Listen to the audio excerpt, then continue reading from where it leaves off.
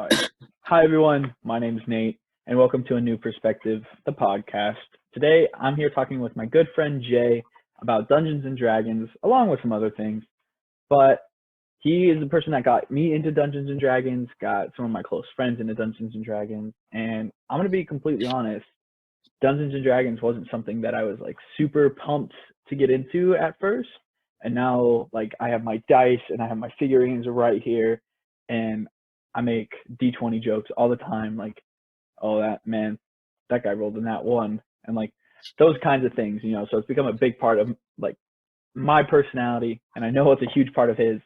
So, Jay, how many years now have you been playing Dungeons and Dragons? Um, well, I believe, let's see, I had started in the summer between my eighth grade year and my freshman year of high school. My cousin Vic, I think actually you know Vic, um, they came up to me and were like, "Oh, well, I've never played Dungeons and Dragons.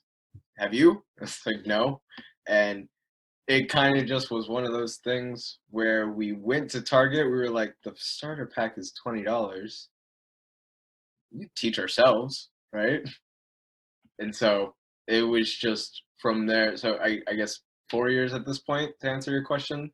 I did read a lot of the R.A. Salvatore novels growing up, like the actual Dungeons and Dragons novels, um, not knowing that there was like a game appended to those. It was just like a thing that I would read sitting in the library of elementary school. It's like, Oh, really?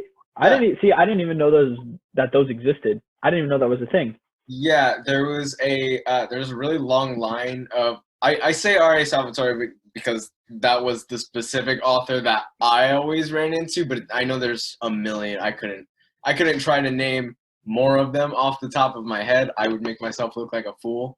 Uh, but there's like a really long line. I actually the other day I was at this shop in Claremont and I got this book and it's just like a bunch of the original like AD&D Advanced Dungeons Dragons comic books that came in like the magazines and stuff from the 80s and 70s 80s. I'm gonna settle on 80s. I'm pretty sure it's 80s.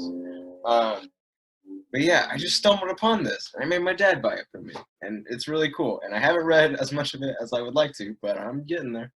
Nice. It It's actually, actually really interesting how you mentioned that you started with a group that knew nothing, right? Because when I think about my journey in D&D, I'm like, if Jay wasn't there guiding me and my friends as we were starting down this perilous path of, you know, agility checks and charisma saves and all of these things, combat, right? Like the turn-based combat. And so I commend you. I never knew that you started with like no one in the party that knew what they were doing. That's crazy. I remember so vividly. First of all, thank you. It's uh, I know that like at the table, you guys will compliment me, and I try to do comedy, be real suave. But actually, it's very difficult. It's always very difficult all the time. So it does feel nice to be complimented on that kind of stuff. If you have a dungeon master, thank him because he's trying, or she, or they. They're trying. Um, but I remember so vividly going to my first session with. I didn't have a character sheet or anything. I didn't have my own dice. It was just that Vic had got the box for me, and I was like, "Cool. What do I need in here?" They were like, "Just bring it. Just bring it. I'm gonna bring the rest of like the stuff that I printed out. Just bring the whole box." I was like, "Cool." So I brought it under like thinking that I was going to be playing the thing that was inside of it. No, our awesome DM Grace had like homebrewed an entire thing, like whipped up a whole campaign for us, or at least a few sessions, just based on having watched the Adventure Zone, the McElroys. Oh wow. Um, and so he had whipped that up, and I was playing with a pre-generated character sheet. That's my very first character was Beckett Lane. And I know that the people watching this won't know that, but that's I try to kind of shoehorn Beckett in there into any campaign I can get him into. Right. He's definitely popped up numerous amount of times and when we've played. And see that, and that's so interesting to me because when I look back kind of at how you like coached me and coached our other friends when we were all first getting into it, Mhm. like there wasn't ever like really any like culture shock with it, you know? But also I feel like that has a lot to do with like obviously you and I and a lot of the people we associated with were Mhm. like actors or improvers or Yeah. those kinds of things. So the whole like taking a step out of myself to play this character, that wasn't really that difficult. You know what I Dungeons mean? and Dragons is 80% improv, I will Yeah, say. yeah, As a player, 100%. 80% improv, for sure. And I think that's one of the things too that I think is like so interesting. I mean, because obviously, like I said, so you've been my DM now for what, like a year and a half? Uh, just about. A Sure. year. Yeah, So just uh, about. yeah, just about a year. And I think it's like so crazy to think like we've played so many different campaigns, we've had so many different sessions, and Mhm. you've got to see me whip up different characters too. Not only in our sessions where you're the dungeon master, but where our other friends are the dungeon masters. Mhm. And I think it's really interesting how different people's characters are from themselves sometimes.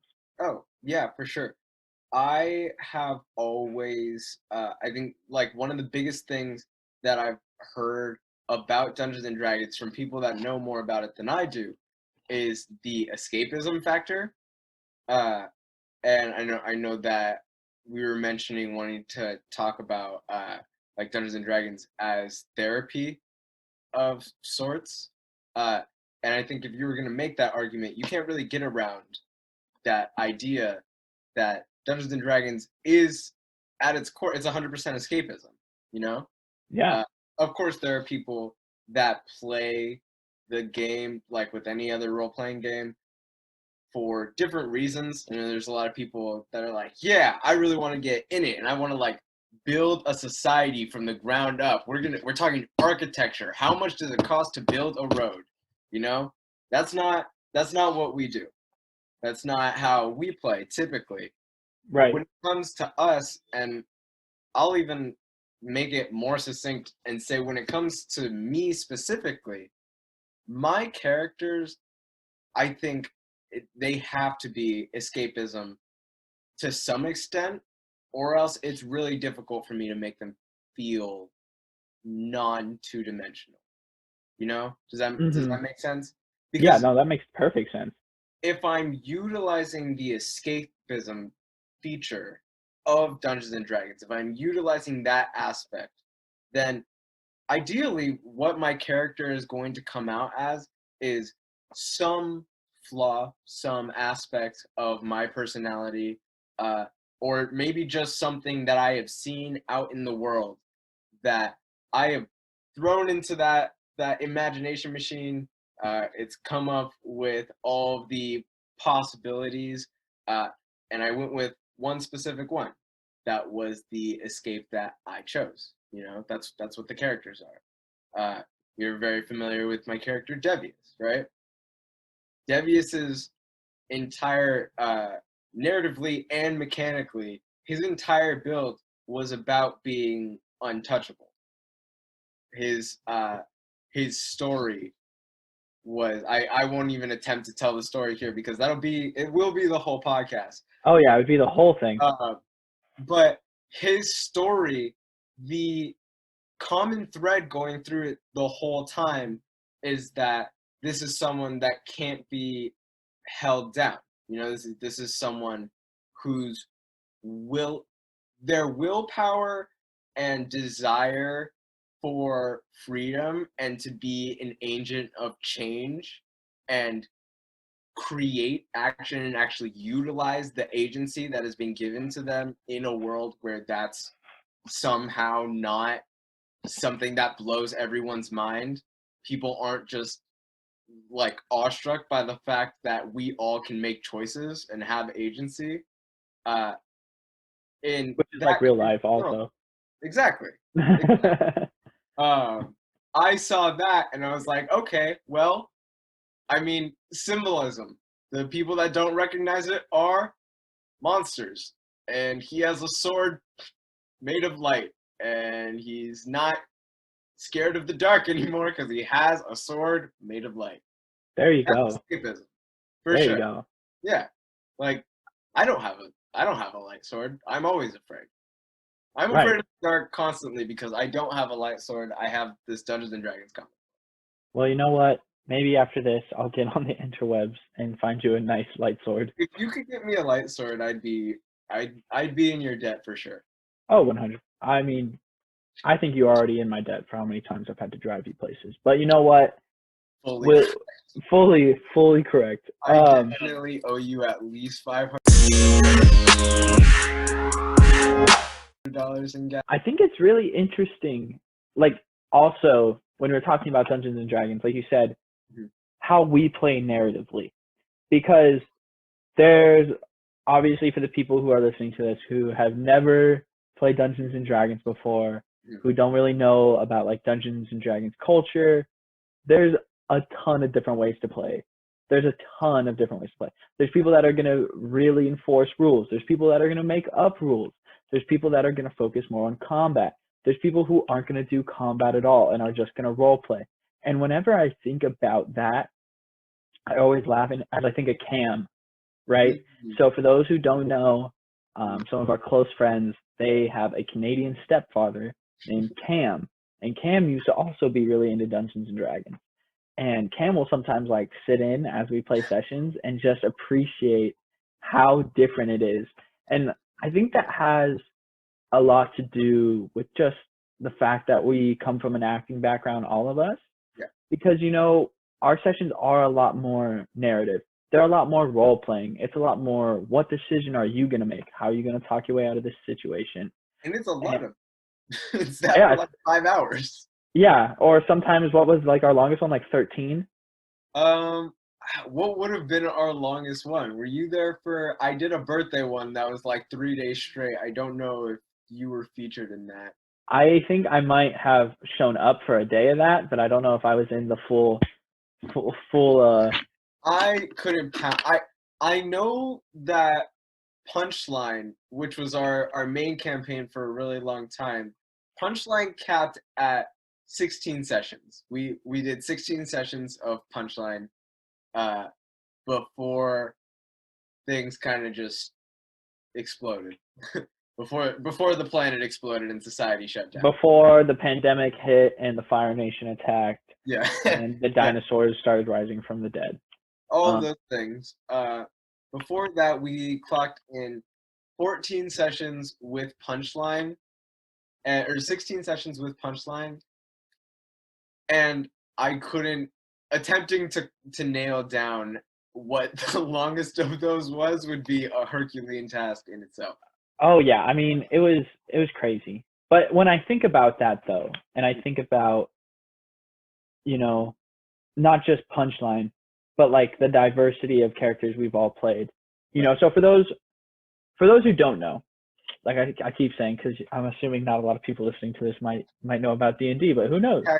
Tagline for the show. For those who don't know, God, For those who don't know, yeah, um, D&D, when you're creating your character, there's pretty much like a 3 by 3 of kind of their personality, how they align, like their belief system, which can be chaotic, neutral, and lawful, and then good, neutral, and evil, right? Yeah, right. So then it's like kind of like a 3 by 3 where those intersect with each other in a certain way. And I think it's really interesting taking that perspective because I mean I've played characters ranging on that. You've played characters ranging on that. And I think, and just like in any kind of acting situation, it's really like a practice of empathy. You know what I mean? Oh yeah, for sure. Absolutely. Uh, I am playing currently. Uh, I'm playing another warlock. Actually, exact same build as Devious. Just extremely different personality. It's another warlock of the Archfey, and his whole thing is that he have you seen Game of Thrones? Yeah. I wanted to make him be this sort of like Littlefinger character, that uh conniving Peter Baelish sort of, oh, so sorry. Uh that conniving Peter Baelish sort of do whatever you can by whatever means to survive, you know? Uh he's lawful evil, but I'm not playing him like, how can I break the rules with while still staying in the rules? No. He's lawful evil in the way of, I'm going to conquer the world and I'm going to do it according to the rules. Right. So it'd be like a lawyer or a politician, right? Exactly. Like if you had to compare. He's a what's it called? His background is I never know how to say it. I think it's courtier. He's like a uh what I can't think of the word right now. But he's like a medium between the fairy court and like this Oh, a other courier? organization. Yeah, courier. There you go. Is the T silent? Am I dumb? Oh, the T silent, and I'm dumb. Cool. Definitely not dumb. Um, But yeah, I think it's like kind of funny because sometimes like I'll just play in my head, like I'll see something or like a celebrity or even like a role, right? Like in a movie or a TV show. And I'm like, where would they fall? You know, like for example, like the Joker, right? Like chaotic evil, like 100%, right? Or then you have like, you know, like Deadpool, you might put him at like chaotic neutral. Exactly. even true neutral sometimes. No, never mind. But when you think of it like that, I think it's really interesting because you start doing this really weird thing where you compartmentalize the world. You start compartmentalizing certain Yeah. careers or certain attributes hmm and those kinds of things. And I think that just becomes a really weird practice. I I can definitely say that that practice, that mindset is probably amongst my biggest flaws, is like compartmentalizing the world, exactly like how you said it. Uh, I know that there's like not boxes in reality. I know that, you know, there is some semblance of order, but not all of reality can be confined to a 3x3 box. Um, and I don't. That's hard. This is real hard. I Oh, might be it's stuck. I also might be stuck in Dungeons and Dragons. So yeah. I mean, you never truly know if you're not a Dungeons and Dragons NPC. exactly my point. Right. Um, It's like how you never truly know if you're not a character in a video game. it is a simulation. I don't know if it's a video game, but it is a simulation. It is actually so frightening sometimes because when the whole simulation theory first came out, where it's like we're living in a simulation, I feel like everyone and their mother was like, if you believe this, you're an idiot, right? Like everyone was like, you're stupid. And then some really smart people started explaining it, and then the world ended, and then everyone was like, oh shit. Hmm. Like, have Maybe. you heard Neil deGrasse Tyson talk about it? No, I heard. Oh my God, I can't be blanking on this fool's name right now. He's like the Elon Musk. There we go. I heard him talk about it on Joe Rogan podcast. Oh yeah. Well, I think it might have been on Joe Rogan's podcast too, but Neil deGrasse Tyson was like pretty much the simulation theory goes is that, we started simulations and they look terrible, right? But quickly these simulations are becoming like better and better, right? Like we're able to like The Sims, for example, right? Yeah. Like and then eventually it's going to be even more than that, and eventually it's going to be even more than that, and eventually, like, our simulations are going to be so close to reality, but they might just be a little bit more interesting because we might be like, oh, we're going to throw in this factor, we're going to throw in this factor, Yeah. and pretty much We're doing dinosaurs again. right. But pretty much the theory goes is that, so you have like the start one, right? And then you have the one that comes out of it, and then the one that comes out of that, and the one that comes out of that forever, right? So there's like a 1 out of infinity chance that we're the base. And then when you think of it that way, it kind of becomes terrifying. Yeah, that's unsettling. That's extremely unsettling. It is, until, and he also brings this up too, is like the thing that makes this simulation, right, is that there's an added factor, or the simulation would most likely have something that makes it more interesting than the one that comes before it. So like whatever the reality is that we exist inside of, I guess, would be even more boring and disdainful than the one that we're currently in. Which I think is hard to believe because they might not have had to have been inside for the past half a year. That's. But what if it's like, okay, if it is a video game, this past year has made for fantastic conflict. Oh yeah, this is like the setup. So if I had to just, give my crackpot idea on what this is, right? Like if we were just like, disregard spirituality, religion, all that. I think that right before, like, January of 2020, the main character probably completed like the main story of the game. And right now they're in the plot building phase. And then by the time that the coronavirus is over, that's when they're dropping the second one, right? So that's when he's gonna come by the expansion, and it's gonna be like the American Civil War Part 2 or something like that, Got it. It's 30 years later. Everything's trash. Everyone thought it was gonna get better, and everything stayed on fire forever. Yeah, Jesus, dude. Okay, so I don't know if you knew, but I had my orientation, like this past week. For UCLA?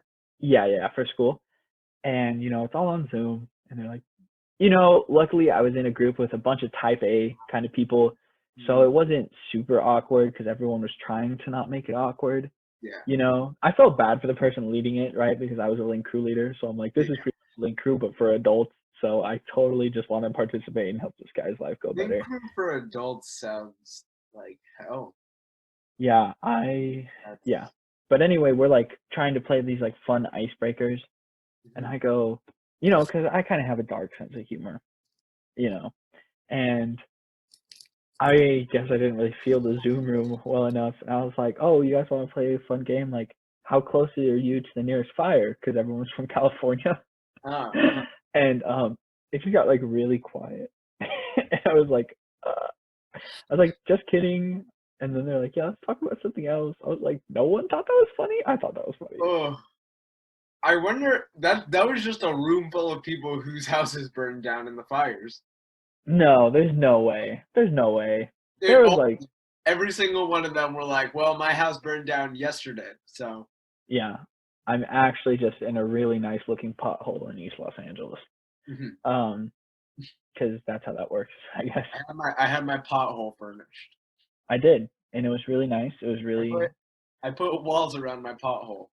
Hobo Jackson from down the street, he came on up, and he has a degree in interior design. Yeah, so that's why he jumped on in. To loop it back to Dungeons and Dragons, one thing that I regularly find myself thinking is sort of, like I said, I tend to feel like, oh no, I'm stuck in it. And I think of everything in terms of Dungeons and Dragons, right? And so I think this very easily could be a campaign setting. Like, Earth 2020 is a story in and of itself, which, as a as a one dungeon master, two writer, uh, three person that regrets popping this butterscotch candy in my mouth in the middle of this conversation, but we're gonna stick with it. It's really good. So, oh well. Um, I feel like I always manage to sort of bring the things that I am faced with in life back around to that like storyteller aspect of it. Yeah, me too. Like 100%. how yeah, it sucks. Yes, it sucks. We all recognize that it sucks. But I think most of the time in the best stories, it seems like that's kind of the point, right? Is that it sucks and someone's trying to make it not suck. Whatever it is, something sucks and someone wants it to not suck. Pretty much. I think it's interesting though, like what you said, like viewing your life through a writer's lens, Mhm. because I do that so often. I'm like, what is this like? What's the repetitive symbolism in my life? Like, what is this thing that's happening to me right now a metaphor for in my life? Like, you know, what is the theme of my life? What are these things that keep popping up? Mhm. And I always laugh because that's like the number one advice I'll give to friends who are struggling with something or just like struggling with their place in the world. I'm always like, if your life was a book and you were the main character, Mhm. like put yourself like and you know, not everyone is the main character. I feel like that's become a meme recently where it's Uh, like, oh yeah, you know, I'm the quirky side character or like, you know, all those things. And you know what? Go for it. You might be, you mhm. know. But let's say that there was another book written about that quirky side character. Hey, what would this mean? If you were Right. in your English class and you were reading this book and your teacher said, "What does this mean?" Exactly. You'd have to be like, "Well, you know, when I'm with blank, I always end up making poor decisions, you Mhm. know. So this is saying that maybe I shouldn't hang out with blank." Exactly. Acknowledgement of character development is what we need to see. Oh Teach yeah, in the schools. Teach kids how to recognize all the shit that they've been through. Yeah. it was funny. Um, you know, like those political typology graphs. Hmm. I was taking one, um, just because I like to take one every year or so, just to kind of see, you know, how radicalized or de-radicalized I've been in the past year. And I one of the questions was like, do you think the primary job of a school is to prepare its students for like a job? And I was like, I can't disagree with this more. You know, like I think that school, especially high school, really is supposed to be a place where you learn a lot of life skills really fast. Yes. If anything, high school, I don't, I have a hard time recognizing high school as an institution created to help people learn things, or at least created to help people learn the information. I think that's a ploy. A long time ago, someone was like, "Hey, we need to teach all these, we need to teach all these teenagers that are bad at being people how to deal with the other people." So, It what is do very we have? hard working. It is very hard dealing with other human beings. Like, I have been alive for a few years now, uh, and as far as I've seen, a lot of adults don't really get better. Like a lot of people don't outgrow the high school drama. It just kind of changes topic to more adult topics, you know? I think I think what I've noticed is that Hmm. people reach every person does, or at least most people will reach a certain age where they just decide I'm fine. Like me as me, Hmm. I'm right. Like I don't need to, you know, deprogram. I don't need to re-educate myself. I don't need to, hey, you know what? Maybe I'm wrong. Let me let me just let me just entertain the idea of your argument. Hmm. And that's not even me talking like politically, I mean, that's just like Just anything. in general. Like people will be like, I don't like, people will have not tried onions in 20 years and be like, I don't like onions. And, they say your taste buds change like every 6 years or so. Yes. And they'll be like, I just know I don't like onions. And they're just so set in like what they are and who they are. And I think that's really dangerous. Well, I think, there's even that, like, I think we've all heard growing up that, or even just in life, that, like, stigma or that stereotype of people turning 30 and then that's who you're going to be for the rest of your life. yeah, Or it's like people trying to figure out who they're going to be for the rest of their lives. It's like that's some wild hubris to assume that you're just gonna be the same person for the rest of you're gonna pick one spot and you're just gonna chill. You're just gonna become stone and yeah. not change for the until you die. That's not how people work or time. That's No, not and conducive to a life. I think it just gets really interesting too because the more and more you really look at it, it's like in no other aspect of life other than our personalities really Mhm. are we not taught that there should be some kind of expansion, you know like Right. work, like especially in American culture, 100% American culture. It's like like as you get older you're wanting to climb a ladder, you're wanting to, you know oh, if my job here is not letting me, promote, I'm going to try to find a job at another company, and I'm going to try to find, like, or your education, like especially, I mean, the whole American school system, but I feel especially in California, really push that upward mobility where it's like after high school, you guys all should go to college. And then after college, you guys should think about going to medical school because STEM money is the best money. And, like all this, and there's all like this emphasis, even in like health and exercise, right? It's like if you're not constantly getting bigger or losing fat or all of these things, then like are you really working out for the right reasons? Like you see that pushed a lot in fitness media, and that's not at all pushed in personality. Yeah. Like and I feel especially that you shouldn't maintain the same opinions your whole life. Like things should change, and you know what, it's always fine to go back too.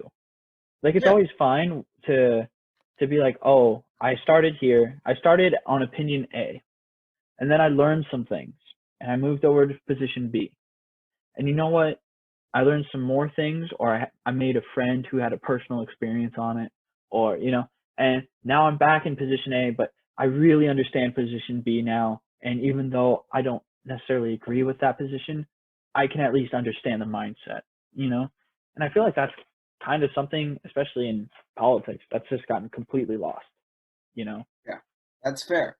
I uh I fully agree with what you're saying, especially the aspect of that being dangerous. That's a dangerous way to live your life, to decide that from one point on, you are not going to engage in rhetoric or conversation to decide that your personality, your views and ideals are set in stone it's a dangerous thing.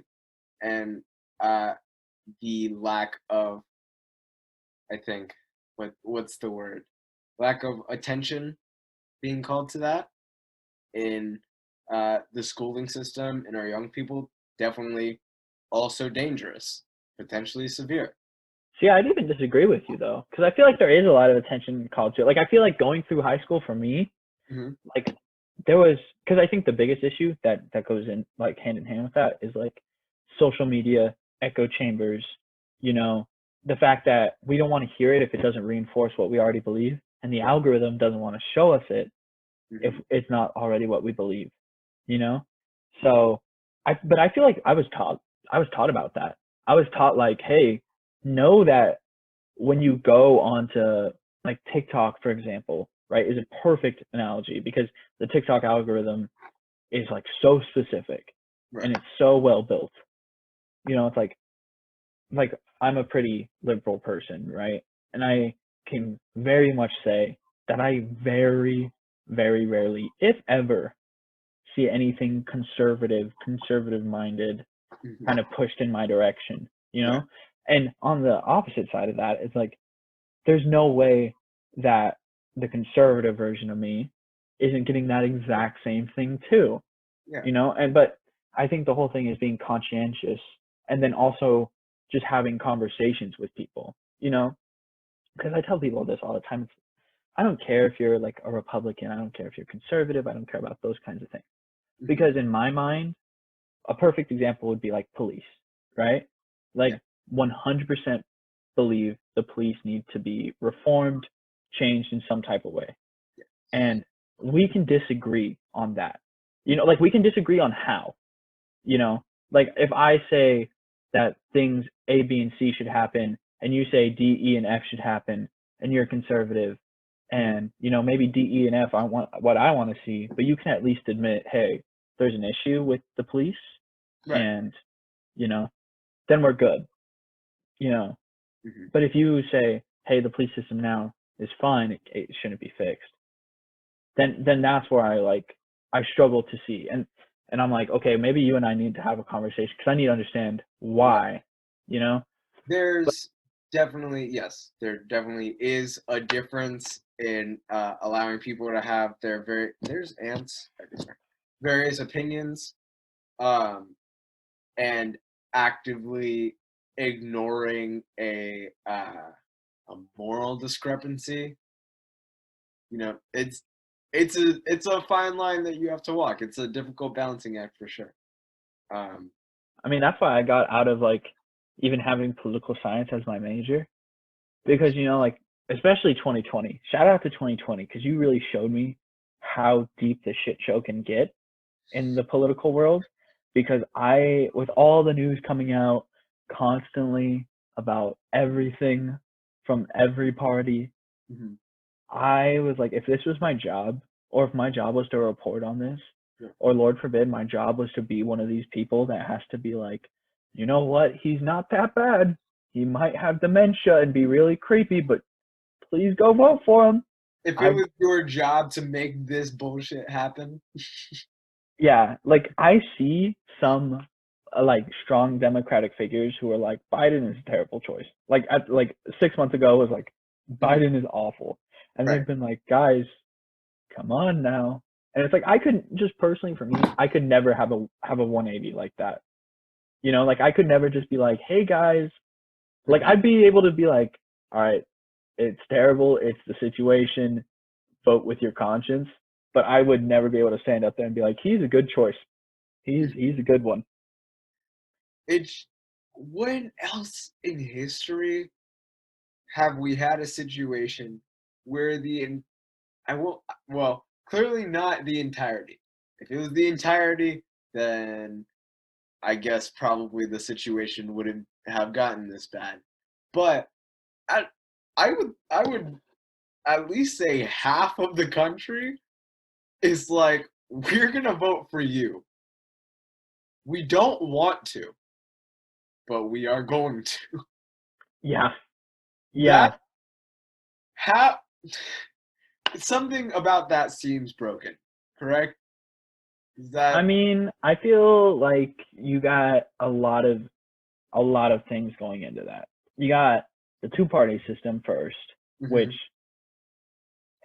it doesn't allow for any outside mobility, right? Because the whole idea of like an independent Green Party kind of person running, they're just going to get trampled. And even if the people do vote for them, right, then they're just kind of like it's like that whole thing that happened with Bernie and Hillary, right?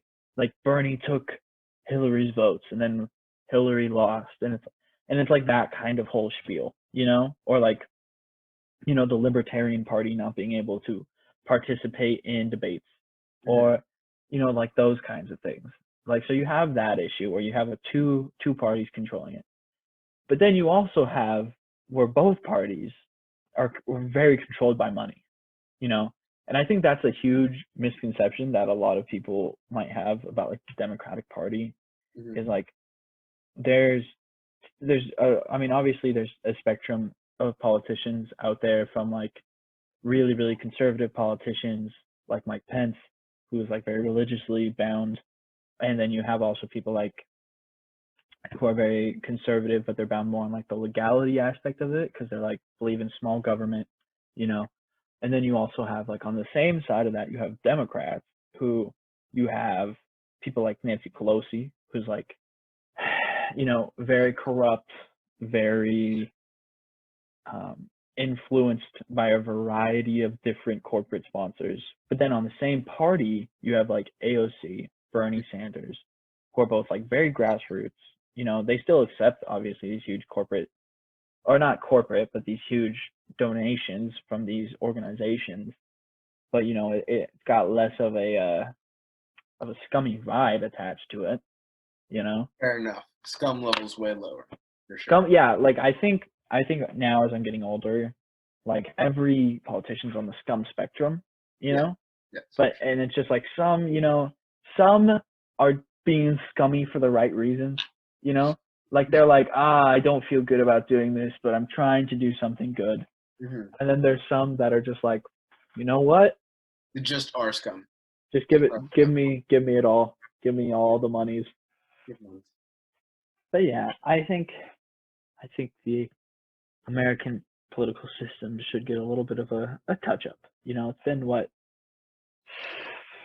over 200 years now since it was. Here's the move, right? I'm gonna fix it. All right.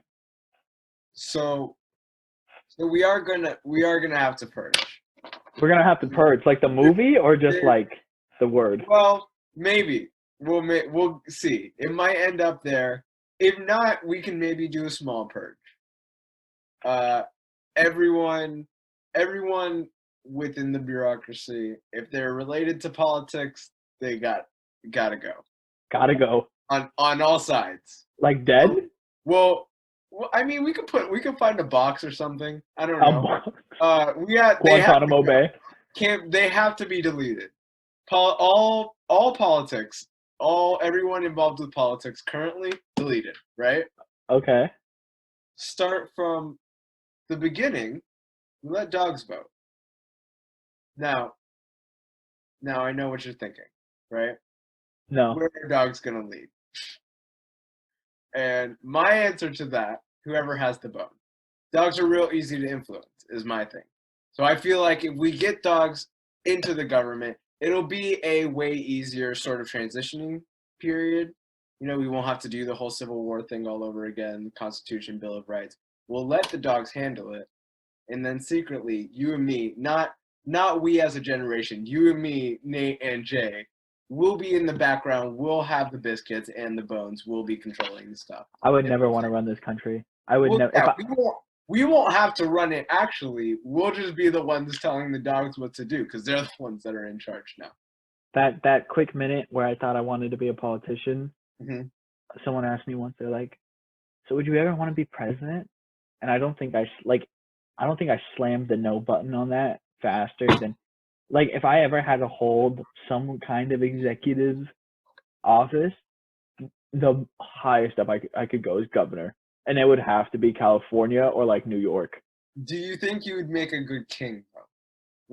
That's a different job than president. Yes, just because I do think at my soul, I am a very moral person. And also I feel like I have fluid enough opinion. Like, I'm not very stern on anything. You know what I mean? Like, I feel like if I'm like, oh, I really want McDonald's, and someone's like, let me tell you why Taco Bell might be a better choice. If they gave a good argument for Taco Bell, we're going to Taco Bell. But that's like everything for me. Like, you want to give a really good argument on position A, and I can't think of a reason why position B now is better than position A. All right. I'm going position A. Like, I don't latch on to things very easily. So I feel like if I was a king, and then maybe if I had like a council, and they were all just like, look, and they just all kind of yelled at each other, and I just listened. So you want a parliament? You'd be a king with a parliament. Yeah, for sure. All right, that's doable. Cause I know we have had this conversation before. I know we have had this Well, you don't think there should be a government? Well, okay, no, that's not. First of all, I will say since we had that conversation, I have restructured that sort of argument to begin with. But I still think that we listen. What's the worst that can happen from starting over? You know, things are already A things hostile are takeover. already pretty bad. Let someone else deal So with there, it for a second. How about this? New plan. Destroy the politics. We go back to being part of England. so no, and I'm gonna explain why. Okay. So there's actually this like it's a thing that's known that happens.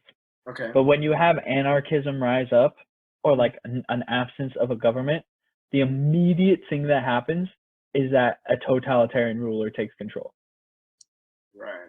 It always overcorrects. So you go from not having any form of central leader to the central leader being like one person who controls everything. Now, if the dogs are still in play, there's gotta be a worthy king in there somewhere. The golden There's never retriever. show me one totalitarian ruler that was a dog. The bestest of boys could lead us to the bestest of countries. You're right. Put the dogs Oh my. put the dogs in charge, and actually I guess we'll step off. We don't we can't run the country better than the dogs can. Put the dogs in charge 2020. Dogs in charge 2020, dogs for king. Stickers will be in the description. Um, I'm ready. but that would, I don't know. Sometimes I do wonder though, like totalitarian governments, Mhm. like how bad, like like if you I, had a really good, if you had like a really really good leader. yeah, like you think they'd have to be kind of alluring, right? Well, think of it. Okay, so the thing I always point to is like FDR, right? Uh-huh. FDR was the president for 14 years, bro. That's a long ass time. And he was like pretty well received. And obviously, he kept getting elected because of like the World War and everything. Right. And you know, He's the longest I president. I feel like the presidency ended up really killing him in the end, just because it's such a high stress job that I feel like no one would like Yeah. to maintain for more than the 8 years. Mhm. But I don't know. I feel like we should maybe appeal the amendment that limits you to just 2 terms, because sometimes I'm like, hey, like, or maybe the Senate could like vote on it, and they could be like, hey, and it would have to be like a large vote. It'd have to be like 3/4 or something, and it'd be like, hey, if they say if the Senate says 3/4 yes, yeah, he can keep going, or he or she or they, because we stand for all of our non-binary folks. I was gonna, Um, I was gonna like they can just keep going. They can just keep going. Yeah, that would be cool if we got a good guy or girl or person. Now, for any of the ones that we've had so far, that'd be scary. If there was a possibility for them doing more than 8 years, I would be frightened. Even Really? even with Obama, who was what I think he was only he's my second president. He's 2, 3. For you? Yeah, Yeah, he'd be 2. 2, 3. Um, I I mean, cool dude. I don't know if he could have kept being cool for like 9 more years. Yeah, and I mean he made a lot of I I think it's a really bad thing when like the Democratic Party, like, or just Democrats in general, like really hold on to Obama, because he was a great guy, like really really good dude, but like as far as like political decisions he made, not really the biggest fan. But I think when I think that is the tough thing though, is that you have no real good people running. I mean, except Andrew Yang 2024. But Yeah, I think that is a challenging thing though, is because my cousin-in-law said it so perfectly the other day. Huh? He goes, "You have a country of over 300 million people, and you couldn't find two decent options." And I was like, "Yeah, I Yeah. think." But also, I feel like you have a lot of really smart people out there who Huh. could be really good politicians, but it's such a shitty job, and not I'm not even talking pay wise, but like what you got to deal with, that they're like, no, like let me just work in the private sector Mhm. and let me make way more money. I don't have to deal with people, because dealing with people sucks. I work in customer service. Dealing with people sucks. And you want to know why? Because I'd say if you had to break up customer service, like if I had to break up my day into 10 interactions, Mhm. 20% of those people probably pretty cool. Right. Like really nice, really talkative, made the day enjoyable. Those Okay. are the 20, if you had to compare those people to society, those are like the 20% of people that like read everything and know what they're voting on every election, you know? All right. I'd say the next 60% of people are like whatever, you know? Like not bad, not good. They're just there. They're just trying to buy a toy for their kid, or they're getting groceries, or Mhm. they gotta buy plan B. You know what I mean? Like it's just they're just there. They don't want to interact with you, you Cool. know? And those are the people that just kind of they pick a party when they're in high school, and they're just like, yeah. And then, they just vote every now and then, not super consistently. They're just like, hey, there was a voting place outside my work today, so I voted. And I feel like that's 60% of Americans probably. And then you That- got the last 20%. And let me tell you, that last 20% is so, so awful. And those are the people who just they make me be like I could never be a politician, because if I had to deal with you, and if I had to respect you in Mhm. a professional sense, I'd probably throw my head through a wall, like straight up. Yeah. Yes. I full. I fully understand. Uh, having just come from the food industry, uh, I spent what a total of like 3 weeks. I was at that job for 3 weeks. I was making tacos, and uh, I'll say I'm surprised I'm surprised the amount of good people that you have to deal with on a daily basis, knowing where you work. I'm surprised you gave that 20%. I would have said nine, maybe. For me, okay, because here's the thing though, is I feel like I have one of those personalities where I just come like so abruptly with Mhm. like good vibes. So I think maybe I snag some extra people who are maybe not gonna be cool people, but then they're like, oh shit, why not? You They're do a like, quick let me in. quick conversion. Yeah, they're like, might as well be cool with this kid. He seems pretty. And I also joke a lot. I think that's something that more cashiers should do, because it's like, we're both human. Like, yes, there's professionalism and all that, because obviously I'm not going to be like, damn, you put on weight since last time you were buying Cheetos. Maybe you should tone it back. Like, I'm not going to just roast you. But, and right now there's literally a physical barrier between me and them. Yeah. But, I try to be funny. I try to make little jokes here and there and Damn, just make Sean, it glad that you. enjoyable.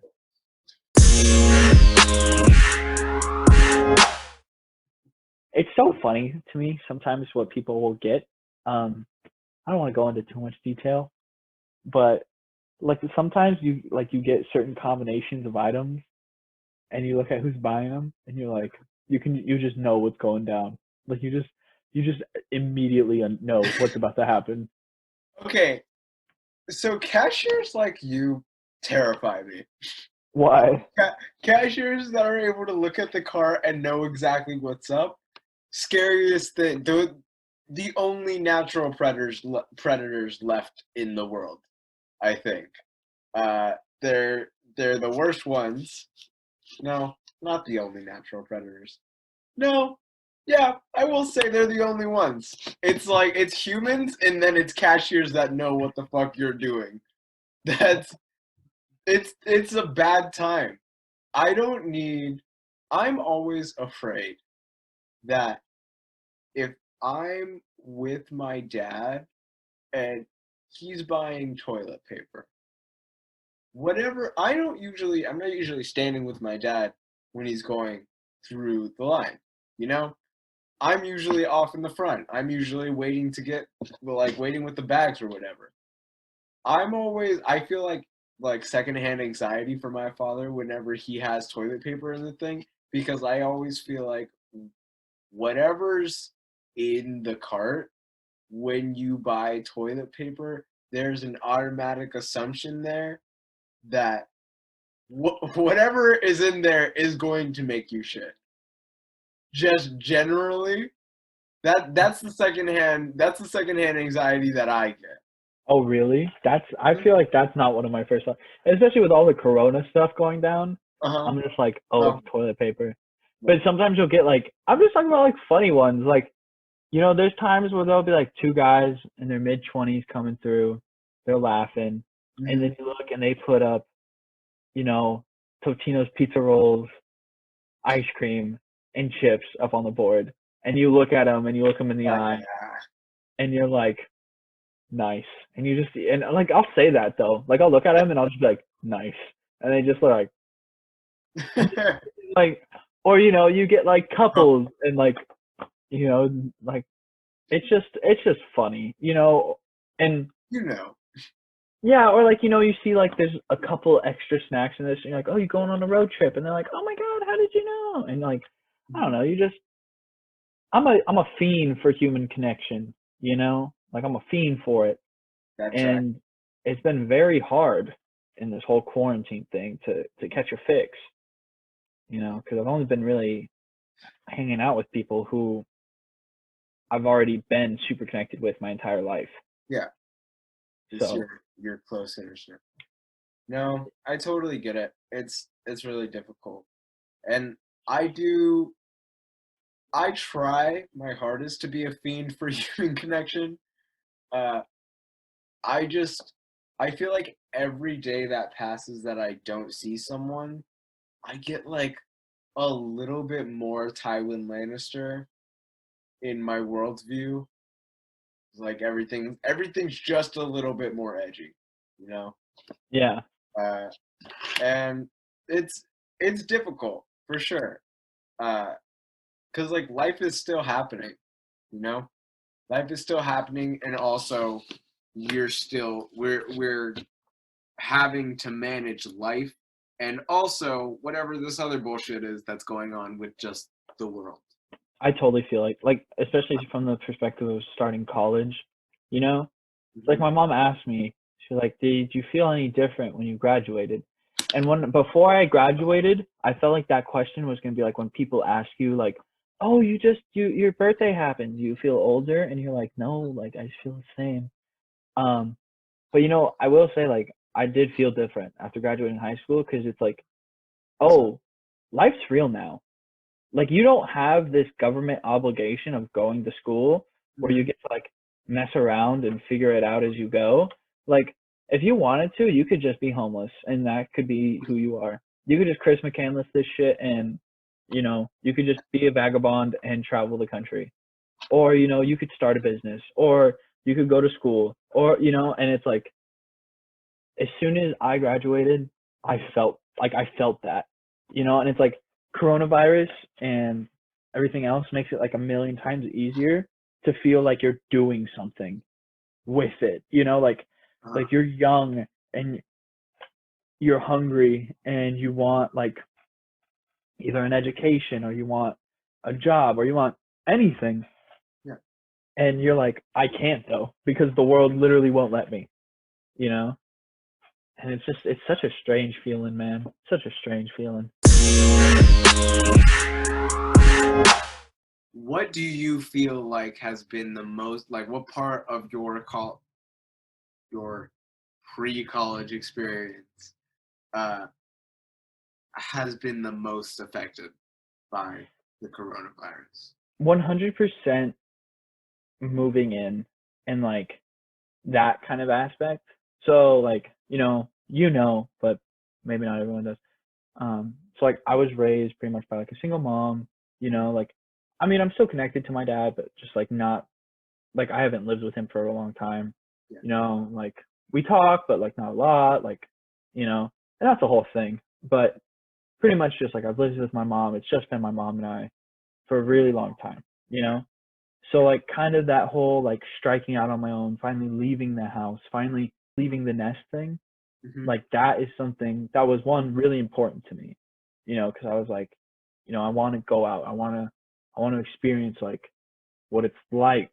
And there's that whole aspect. And the second part is like it's just and this might go down into like a little bit of a gender roles thing, but I feel like especially for boys, and what I've noticed from my friends specifically, it's like post high school, like 18ish age, there's like a very deep need leave the nest or to like just kind of like grow out as your own individual, which Yeah. obviously like I can't speak on that for a female and I'm sure there are females that feel like that exact same thing, but Yeah. I've just noticed overwhelmingly from my male friends that Yeah. that just seems so much more prevalent where they're like I want to move out, I want to get roommates. I want to, like they just like they need to remove themselves from their parental unit.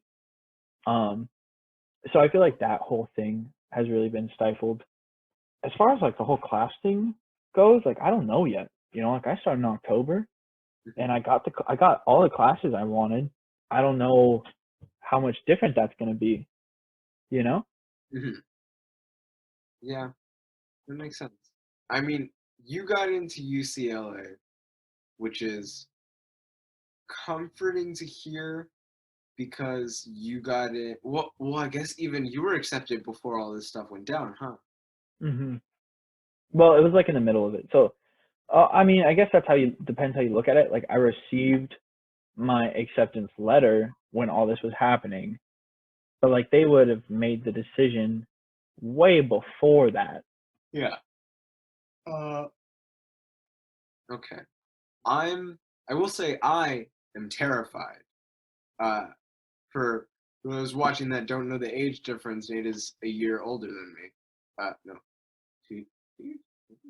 Year I older. think we might be the same age, but scholastically, I'm a year older Right. than Um, and I'm not going to be going to college until I turn what 20. I'll graduate at 18, and then I'm taking 2 years and moving to the other side of the country, and then I'll be starting college in August of 2023.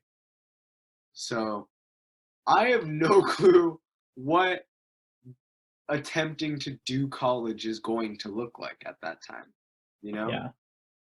Um, and that's scary. It's definitely terrifying, but you know, light sword. Oh Figure yeah, it light out. sword. I'll figure it out. Um, I'll keep playing Dungeons and Dragons, and I'll keep pretending to know what's up. And then eventually, one day, maybe I'll actually know what's up about something. Yeah, yeah. I have so much respect for people who are like, yeah, I'm gapping. Like I'm taking a gap year or gap years, because I know for a fact, like if I don't do this all in like one straight shot, man, Mhm. because I like being educated. I like learning. I mean, I like talking, communicating, but I do think that formal education, I don't know if it's a necessary thing, you know? Yeah. Like, for example, like I love exercise science, I love learning about nutrition. I mean, that comes from being an athlete, but I mean, it's just an interesting topic. Like, the human body is just interesting. And I've learned so much just from free resources on that. And I'm like, I wonder how much that is in like anything. Mhm. Like I wonder how many kids, could probably like if they really wanted to, could teach themselves calculus and physics and all this stuff. And it's like college is really just I mean, it's a great institution to help you learn, I Mhm. believe, because I think accountability, especially when it's attached to money, is a great motivator for people. Mhm. But also it's like I do think it's a little bit of a formality. It's like, hey, look, this this thing that I paid money to says that I'm smart enough to hold this piece of paper that says I learned things, you Hmm. know? And like, don't get me wrong, I'm getting one of those pieces of paper, probably a couple of them, knowing me, Right. you know? And it's like and I like school. I think I perform well in academic situations, Hmm. but I do seriously question like its actual usefulness quite often. Yeah, for sure. I think really my the only sort of saving grace that I have in taking my gap year, my only like respite of hope is the fact that I do want to be a teacher. Can't really do that without college. So Yeah. I am gonna need to go at I'm gonna need to go back at some point. Uh but you know. I think about that all the time. I think it's interesting too because 120% if being a teacher was more financially lucrative, there would be so many more people who chose that as a career choice. Yeah, fully agree. 100%. Hmm. Like I've met so many people that have either said the exact words like I'd be a teacher but they just don't make enough money that or something along those lines, Hmm. and it's like I feel like that's so sad. Like Yeah, yeah. I think we need more people just in society that care about kids. Just in yeah, general. yeah. I mean, and I think that's really kind of what I want this whole podcast thing to be about, though, is Mhm. like there's a huge people in our age range specifically, like late 1990s to, I mean, I guess on really, they have grown up in a world so different than anyone before. Mhm. Like you want to talk about back in my day, like for those of us who grew up post 9/11, which is fitting because this is, I mean, we're recording this discussion on 9/11. Um, like growing up in the age of terrorism, growing up in the age of the internet, growing up in the age of social media connecting us all. Mhm. I mean, it's a completely different world, you know? Like I could, if I wanted to right now, if I wanted to take, like honestly, 5 years ago, I could talk to someone on the other side of the planet. Yeah. And I'm getting content and you're consuming all this media and you're seeing, you know, like I do think obviously kids' mental health is getting worse because, you didn't have to look at abs all the time as a 12-year-old boy Mhm. before. Like, yeah, you'd see Arnold Schwarzenegger in the movie and you'd be like, that guy's sick. But you Yeah. wouldn't see it Nobody every was time expecting you to be Arnold Schwarzenegger. right. Because he was like the exception, you Yeah.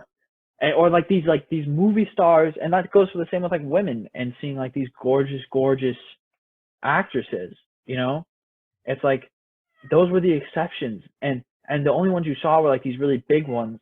But now with like TikTok, with Instagram, with all these other things, it's like you're constantly seeing the exceptions, and you're seeing them everywhere, and you just begin to think like, oh my god, like this is it, like this is what everyone's like. There's so many of them, they got to be exactly like that. Mhm. And I think you can't tell me that doesn't have an effect on kids' mental health. You can't tell me that there's not an effect on kids' mental health because they don't, because they can't walk into a school and be 100% sure that they're going to walk out. Like you can't tell me these Yeah. things. Yeah. But For that's like this whole point of this podcast is like to show that our generation, like, yeah, we might be loud and annoying sometimes, but there's a reason, like we have actual legitimate opinions and we have reasons for them. And right. just because we're young doesn't mean that we're stupid. It just means that we're still learning, you We know? actually we learn. I would make the argument that we have access to learn better and faster and more efficiently than any other generation before us. I don't know. I always feel bad speaking poorly of other generations. I feel bad speaking poorly about other people just sort of in general. It just shocked me always to hear other generations' opinion on ours. I asked my manager the other day. I think the three main things that she said was that we don't want to think for ourselves. We don't want to deal with challenges, and we're obsessed with finding shortcuts. Hmm. Which, I would say that's complete bullshit, seeing that to get into college now is literally probably 10 times harder than it was to back in the 80s and 90s. yeah, And I think you can talk to any high school teacher and they'd probably agree with me on mhm, that easily. Because, so I don't know if shortcuts is really the best thing to be saying. yeah, Yeah, and like you said, I'm not gonna go on a huge tangent now about like why Gen Z is the greatest. But you know, that's the whole point of this podcast really, is that I want it to be a place where older people might stumble upon and listen and be like, hey, you know what? Maybe these kids, maybe they're not as bad as I thought. Or other kids or young adults to listen and be like, it's nice to hear that, someone understands that these like that we do have value and we do have a perspective. mhm, Yeah. that makes sense. Well, Jay, I figured we'd end with a kind of a fun discussion. So, um, you have repeatedly said, and I'm not going to say what organization I work for, but you have repeatedly said that you find the idea of stealing Oh, from the organization I work for to not be of a moral issue, because uh-huh. if a giant corporation cannot defend itself against you, then you should be entitled to its findings, right? This is, you're right. What a fun conversation. um, yeah, I think that if a place like Walmart or IKEA or a different place uh Kohl's. can both I said Kohl's. Kohl's. Uh if Walmart or IKEA or Kohl's, listen, man, if you can't defend yourself against some sticky-fingered 17-year-old, maybe you didn't maybe you need to step up your security game. Maybe that's exactly the whole reason why security exists. Maybe you're falling short of that, and I'm a gentle reminder So that then I have a question. So then if mhm, you were stealing and a cashier were to stop you and be like, hey, are you stealing? right. Would you then make that cashier's life harder and be like, Oh no, absolutely. It would absolutely be like, aha, got me. There you go, and then I'd toss it to them and run away. okay, because my next question was going to be, since I am an extension of the corporation, do you Right. find there to be an issue with stealing from me if I wasn't to be able to defend against it? Uh, Absolutely not. Specifically because I know that if I yoink a watch from your corporation, probably you're not going to get paid less. Almost definitely, you're not going to get paid No, I'm saying if you stole from me personally, since less. I'm now Okay. getting paychecks from this corporation. I don't think I think those are two different things, right? Stealing from you personally and stealing from the people that are giving you paychecks. Like if you were babysitting for a family and I came in and stole that family's watch collection, I don't one, yeah, fucked up that I came into the house of the family that you're babysitting for and took all their watches. And two, I don't think that I stole those watches from you. I think I stole those watches from the people that were paying you, Fair right? enough. Fair enough. I just Uh, wanted to kind of test to make sure your logic was in the right place. yeah. Um, yeah, it's so funny because anytime I see someone like obviously just truck out the store with shit, I'm always like, There I you should go. text Jay. That's, you know what? I'm glad that I've done something to invoke thought in another human person. That makes Really? I'll also say, and this is a little bit of flattery, but it's true. Anytime I see a dice, I'm Mm. like, hey, there's my boy Jay. I see a lot of things remind me of you, buddy. I miss you. That makes me happy. We definitely need to hang out again soon. We need to play again soon. We haven't played in a while. I No, have a we lot of, haven't. I have a lot of new groups, so you should definitely you could jump in there. I feel like some of them would like you. Um, I should say because I feel like I don't want our friends to watch this and then come for me. I never ever steal from like local businesses. Like, Yeah, right. No, I'll- okay, so yeah, complete mega disclaimer. corporations only. Yeah, right. $1 billion corporations that pay me too little money I only. stole. I stole one time. One time, I stole a pack of candles from a thrift store, and literally, as I was walking out, uh, I tripped on the curb, and all the candles flew into the street and got ran over by a bunch of cars. And I was like, "That's what you know. What? That's fair." Karma. Well, I think that's going to be it for our conversation today. Thank you so much for your perspective, Jay. I really enjoyed talking with you. Problem. Thank you for yours. Thank you for inviting me. Is Oh, this the first episode? this is the first episode. Wild. I love being on the first of things. You are the numero uno. Dang. Cool. And I'll Well, just cut it right there.